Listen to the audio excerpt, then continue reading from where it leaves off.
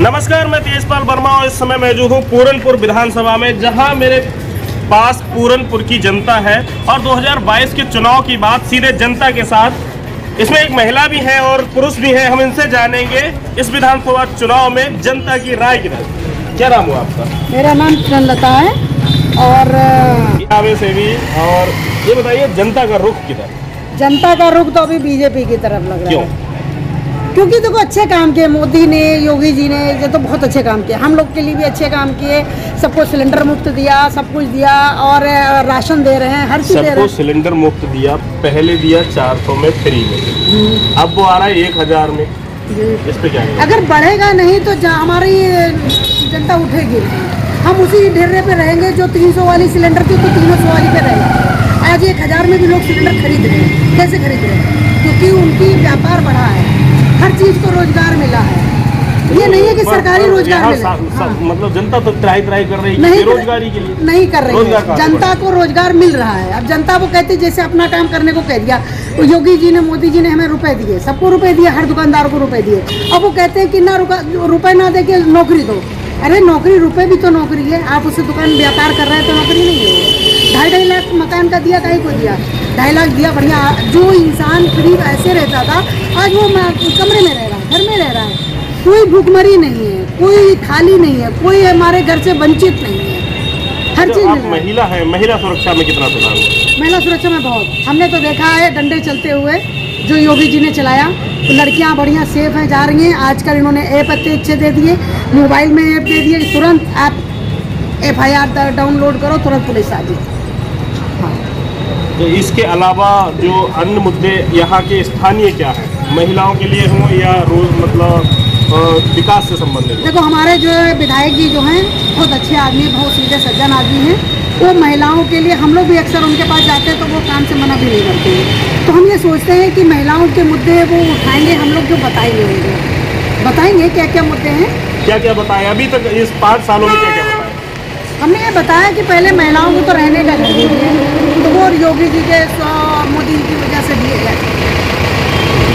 अब ये मुद्दा, पहली बात है कि हमारे बच्चियों को सुरक्षा, बच्चियों का स्कूल जाना, स्कूल में पढ़ाई करना, या महिलाएं अपनी सुरक्षित अपनी सेफ्टी खुद कर सकती हैं। मैं अपनी सेफ्टी कर सकती हूँ क्योंकि मुझे योगी जी ने, मोदी जी ने हमें सशक्त बनाया है। मैं पूरा लड़ सकती हूँ, हर इंसान से लड़ सकती हूँ। और हमारे विधायक जी का भी साथ रहेगा तो हम और ज़्यादा ऊँचे रहेंगे। हमारे मोदी योगी जी का साथ रहेगा तो दुनिया जय श्री राम। हमारे योगी जी श्री राम को मिलाएं, हमारे कृष्ण को मिलाएं। ये मुद्दा है। मुद्दा तो और भी बहुत है। शिवम, क्या लगता है इस बार किसके सरकार?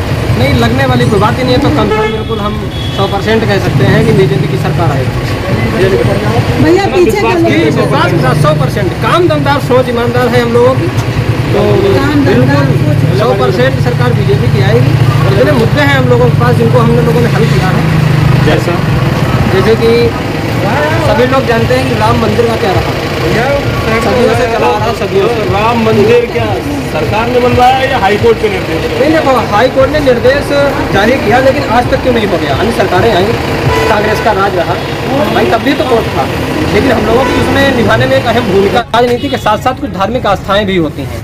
हालांकि हमारा ये मकसद नहीं है कि किसी धार्मिक मामले को ठेस पहुँचे। हालांकि जो सुप्रीम कोर्ट ने माननीय जो निर्णय आया उसको सभी लोगों ने स्वीकार किया और राम मंदिर एक भव्यता की तरफ बढ़ रहा है। और अन्य मुद्दे भी हैं विकास की तरफ, जो काफ़ी कुछ हो रहा है। और हालांकि एक विकास के मार्ग में हम लोगों को एक रोड़ा आया, वो रोड़ा था कोरोना के रूप में। सभी लोग उससे परिचित हैं, हालांकि कोई बताने वाली बात नहीं है। सभी लोगों ने वो संकट झेला है और भविष्य में ना आए, जो विकास का मार्ग है वो एक तरफ से अग्रणी हो। अच्छा, ये जैसे कोविड जो आया, इसमें शिक्षा सबसे ज़्यादा प्रभावित जी। और जब शिक्षा प्रभावित थी तो रोजगार भी कहीं ना कहीं, इसमें आरोप ही लगाए बेरोजगारी का, सीधे सीधे सरकार पे आरोप लगाए। इस पे क्या कहेंगे? नहीं, देखिए एक कोरोना काल आया तो उसमें जो आरोप लगे विपक्ष की तरफ से, वो आए साथ देखा जाए आरोप नहीं, वो ऐसी हम लोगों की उसमें परिस्थितियाँ थीं जिनमें हम लोगों को दोषी बनना पड़ा। दोषी है, लेकिन बात यह है कुल मिला के दोषी है भी नहीं। हम लोग आगे उस पर विचार करेंगे, काम करेंगे।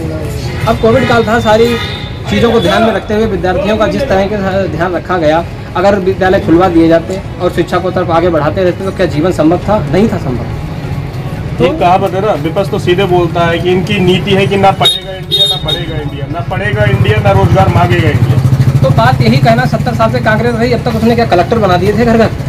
नहीं, पर वैकेंसियां तो आई। नहीं, बात ये नहीं वैकेंसी क्या हम लोगों ने नहीं दी? 4 साल से आर्मी की भर्ती नहीं आई। नहीं, कौन कह रहा है आर्मी की भर्ती नहीं? बात ये प्रमाणित है। नहीं, बात हम कह रहे हैं प्रमाणित है, लेकिन जो उत्तर प्रदेश भर्ती पुलिस की थी उसमें तो वो 17 में भर्ती हुई थी, वो तो आराम से कंफर्टेबल है। वहाँ से हमारे गाँव से भी 2-3 लोग गए हैं, है ना।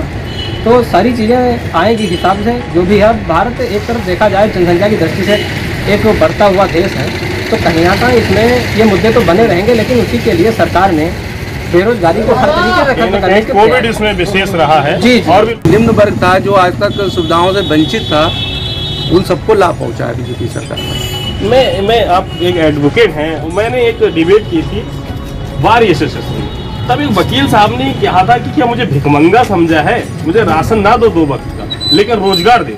रोजगार, वकील ऑलरेडी समाज का एक बहुत बुद्धिजीवी वर्ग है, ठीक है। वकीलों को भीख की आवश्यकता नहीं है, ये बात से मैं उनकी सहमत हूँ।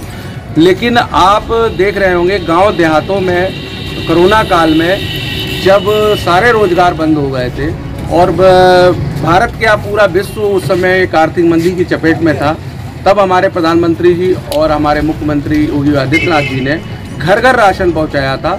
तो जो गरीब जनता को जो उस समय लाभ मिला है, और उसमें ऐसा नहीं है, वकीलों को भी बहुत राहत मिली थी।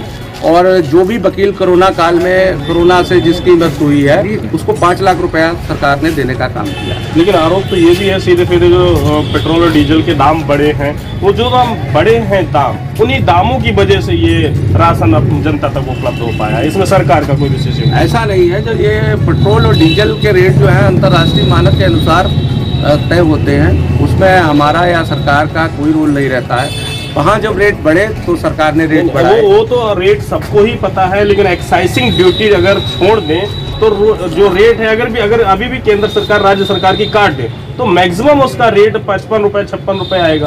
फिर इतना ये 100 के पास क्यों? ठीक है, सरकार की भी कुछ मजबूरियाँ होती हैं।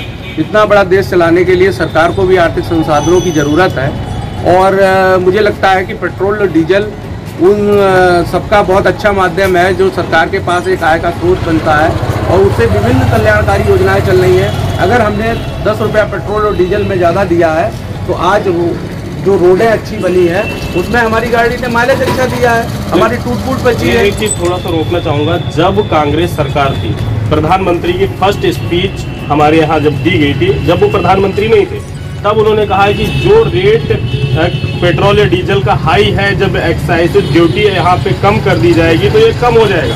लेकिन जब वो सत्ता में आते हैं तब वो और बढ़ जाता है। इस पे क्या कहेंगे? उसके कुछ कारण रहे हैं भाई साहब। एक तो सबसे बड़ा प्रकृति का एक कारण रहा है, जो कोरोना जैसी महामारी हमारे देश में और विश्व में हर जगह फैली, उससे बाकी संसाधन जो थे खत्म हो गए थे। बाकी संसाधन खत्म होने पे देश, अगर वो एक्साइज ड्यूटी कम कर दी जाती तो देश आर्थिक मंदी में चला जाता, और उससे भी बहुत बड़े नुकसान हो सकते थे। तो इसमें जनता ने भी पूर्ण सहयोग किया है, एक्साइज ड्यूटी के रूप में कह लीजिए जनता का पूर्ण सहयोग रहा है। और ना तो हमारा कोई विकास कार्य रुका, ना किसी गरीब को अनाज में दिक्कत हुई, और जनता खुश रही, और हम अपनी आर्थिक मंदी से भी उभरे, और विश्व में हमारी आर्थिक स्थिति भी अच्छी। कहीं ना कहीं बात वही है कि हालात कुछ भी रहे हों, लेकिन उस महामारी में गरीब को 2 वक्त का खाना मिलता है। राम बहादुर कहाँ से आते हैं? सत्ता से, विधानसभा से। क्या लगता है आपको इस बार सरकार की? सरकार बीजेपी की बनेगी साहब, योगी सरकार बनेगी। अभी आपने, मैं सपा से आता हूँ। आपने नहीं, सपा गाँव से आता हूँ। सपा गाँव है? जी सॉरी सर, आपने कहाँ से? हमने सपा गाँव। कोई बात नहीं, वो गाँव का नाम है। क्यों बनेगी साहब? आप देख नहीं रहे हैं कितना बढ़िया करके योगी सरकार ने और मोदी सरकार ने अपना रुझान दिया है सब पब्लिक को। योगी मोदी का नाम सुन के ना मुझे एक चीज लगती है कि ये वोट किसके नाम पे है? ये प्रत्याशियों के नाम पे है कि योगी मोदी के नाम पे है? प्रत्याशी से कोई मतलब ही नहीं है सर। प्रत्याशी क्या होता है? प्रत्याशी से हम लोग वोट नहीं दे रहे हैं, हम केवल दे रहे हैं अपने योगी और मोदी के लिए, जो हमारे देश का मसीहा बन के आया है। आज तक 70 साल के कार्यकाल में जिसने नहीं कर पाया वो योगी मोदी ने किया है आज। पर मैं एक बात कहना चाहूँगा, जी योगी मोदी लखनऊ और दिल्ली में है, जी प्रत्याशी आपका क्षेत्र में है, जी जरूरत आपको क्षेत्र के व्यक्ति की पड़ेगी, मुद्दे आपके क्षेत्रीय रहेंगे, विकास आपके क्षेत्र का होगा, तो वो बाहर से नहीं आएंगे देखने। आपके क्षेत्र का नेतृत्व आपका नेता करेगा, जी और नेता है सही नेतृत्व ना कर पाए तो नहीं नहीं, हमारे बाबूराम पासवान जी जो हैं वो सही नेतृत्व करेंगे, क्योंकि वो उनके मार्गदर्शन में चल रहे हैं, योगी जी के और मोदी जी के, इसलिए वो करेंगे। कई जगह स्थानीय विरोध हुआ, रोडों को लेके कई जगह मतलब विरोध हुआ। वो तो सब जगह होता ही रहेगा, सबने किसी ने सबकी भलाई कर ही नहीं पाई है, किसी ना किसी तो विरोध होगा ही होगा भाई। हर जगह अगर सब कर लेंगे तो वो सब भगवान राम की जैसे पूजे नहीं जाएंगे। और योगी मोदी इस समय वही पोजीशन में, जो राम की पोजीशन है वही। विरोध भाई साहब जो है किसान स्थानीय प्रत्याशी का जो विरोध हुआ है वो विरोध नहीं हुआ है, आम जनता द्वारा वो विरोध नहीं किया गया। वो यहाँ के कुछ तथाकथित किसान नेता अपने आप को कहते हैं, जिन्होंने भ्रष्टाचार और यहाँ मंडियों में सबसे ज़्यादा दलाली की है, उनके द्वारा गाँव में विरोध किया गया है। जनता ने कहीं विरोध नहीं पाया हमारे प्रत्याशी का। अच्छा, आम किसान किसके साथ? आम तथाकथित किसान क्या है?